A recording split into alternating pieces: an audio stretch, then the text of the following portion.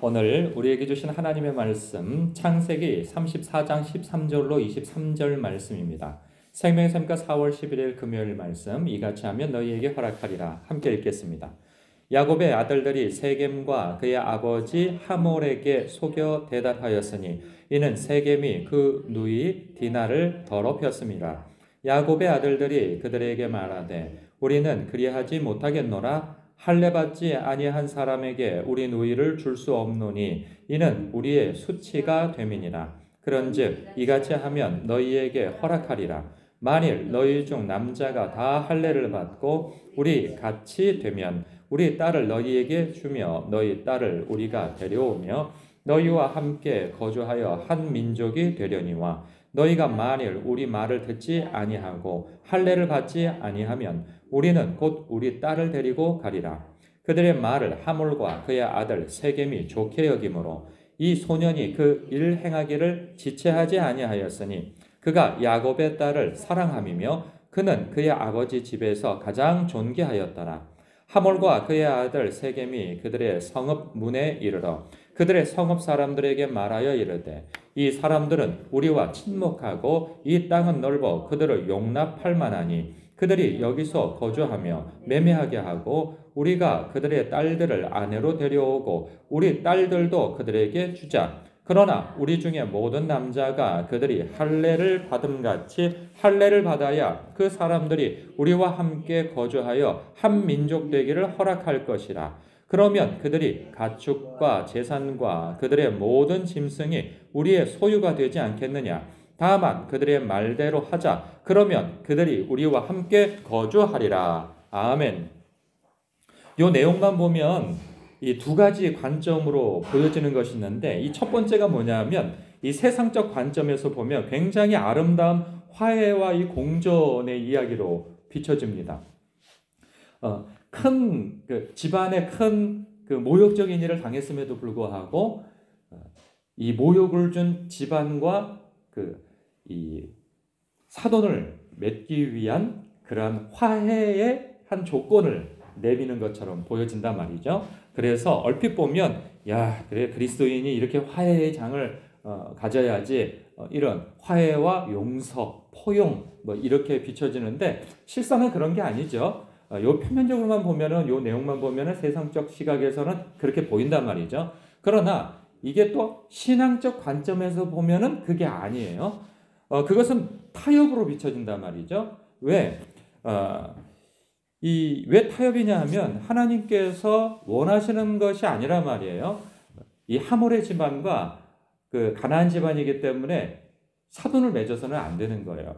이게 혼합이 되어져 버리고 우상이 들어와 버리고 나중에 하나님의 나라를 세워 나갈 때 이거의 그림이 나오지 않아요. 그래서 아브라함과 이삭과 야곱 때에 이르기까지 가나안 사람들과 혼인을 맺지 않는 것이 하나님의 뜻이라 여겼고 그리고 가문의 가풍의 전통이라 이렇게 생각을 해왔단 말이죠.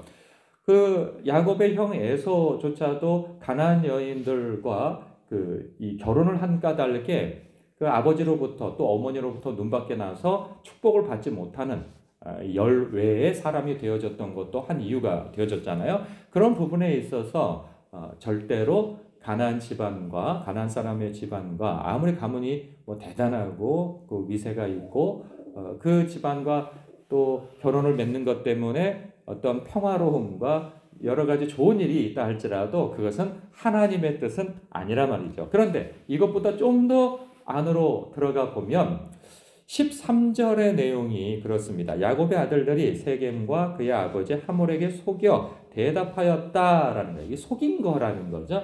그래서 그들과 너희들이 우리와 사돈을 맺고 이 모든 일이 무마가 되어지려면은 할례를 받으라 우리처럼.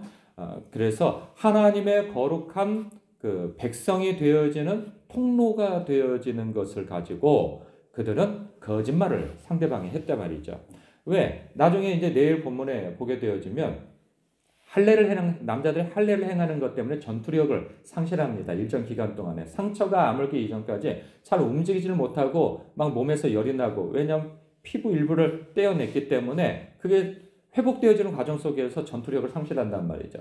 그 상실한 전투력을 빌미로 하여서 이 하몰 지역을 갖다 몰살시켜 버리거든요. 그렇기 때문에 하나님의 거룩한 것을 가지고 그들은 거짓말을 행하여 상대방을 해하는 그런 빌미와 통로로 삼았단 말이죠. 이것은 하나님께서 결코 기뻐하시는 방법이 아니라 말이에요. 이런 부분을 봤을 때 오늘날 우리가 이 내용을 해석하고 또 묵상을 할 때 이런 생각을 해봅니다. 하나님의 거룩한 것을 가지고 우리가 상대를 속일 빌미로 삼아서는 안 된다 하는 것이죠. 예를 들자면 이런 거죠. 사람이 우리가 그리스도인에 대하여서 그래도 뭐 세상이 욕을 하든 뭘 하든 간에 기대치가 있어요. 그건 뭐냐면 정직함입니다.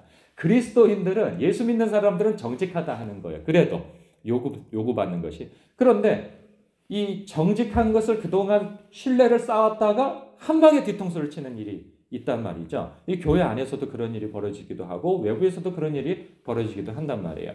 그러니까 정직함을 이렇게 사람들로부터 빌미를 갖다가 정직과 친절함 이런 것으로 했다가 사람들의 마음을 사고 난 다음에 나중에 돈을 빌려서 그냥 나 몰라라 하고 도망쳐 버린다든가 아니면 안면몰수를 한다든가 뭐 이런 일이 벌어진단 말이죠. 그러니까 그리스도인으로서 마땅히 아이고 저 사람은 참 그리스도인이야. 저 사람은 참 믿을만해. 이 마음에 신뢰를 주고 난 다음에 그냥 상대방의 뒤통수를 확 후려치는 것 같은 행동을 할 때 마치 그와 같다 하는 것이죠. 또한 목회도 그럴 수 있어요. 목회를 할 때 사람들로 하여금 이 목회를 통하여서 내 사람을 만드는 통로로 삼아 버리는 거. 목회가 뭡니까?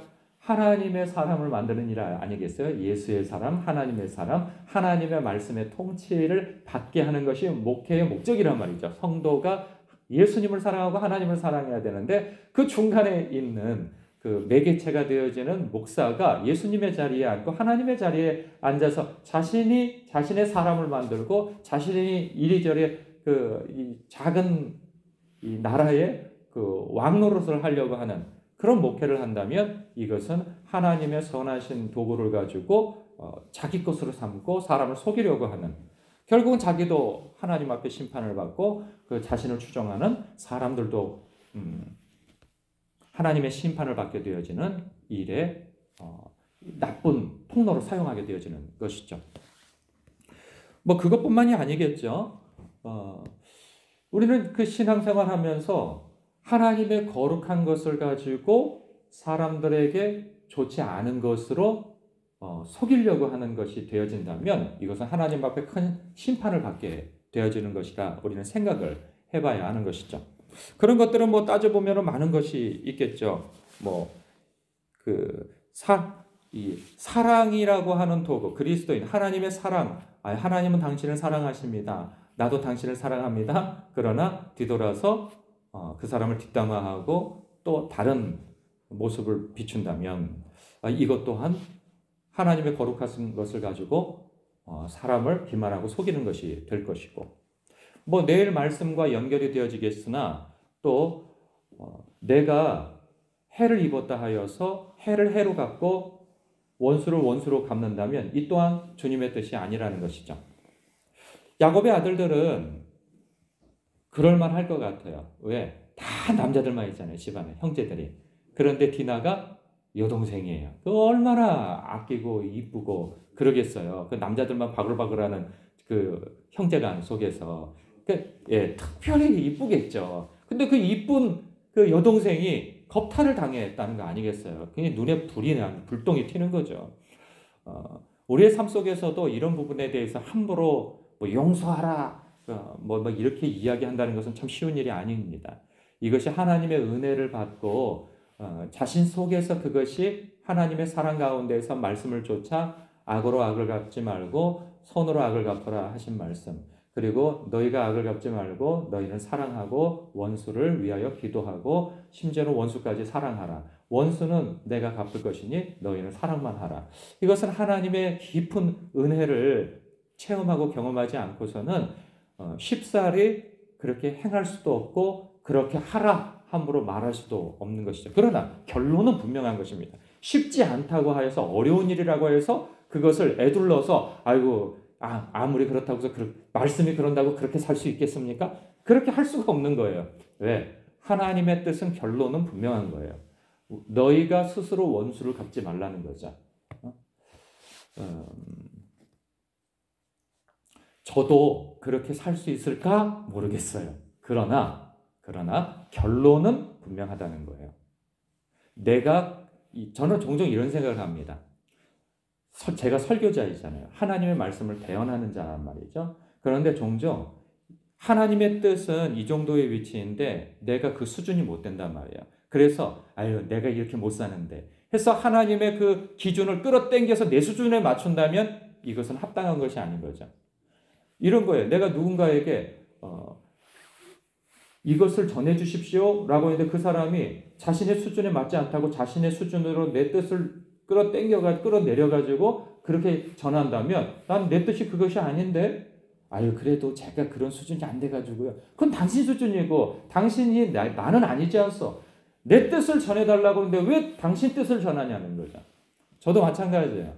저도 저의 삶 속에서 이런 어떤 왼수 같은 원수죠. 이런 원수를 나의 대적자, 원수, 나의 소중한 것을 빼앗아가고 내 인생을 망가뜨려버린 그 사람에 대해서 쉽게 용서하고 그를 위해서 기도하고 그를 사랑할 수 있겠는가라고 말한다면 저도 모르겠어요.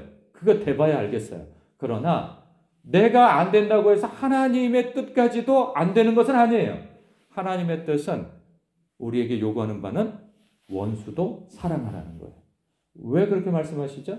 왜 원수를 위해서 기도하라고 그러시죠? 주님께서는 그렇게 하셨어요. 하늘 아버지께서도 그리 하셨단 말이에요.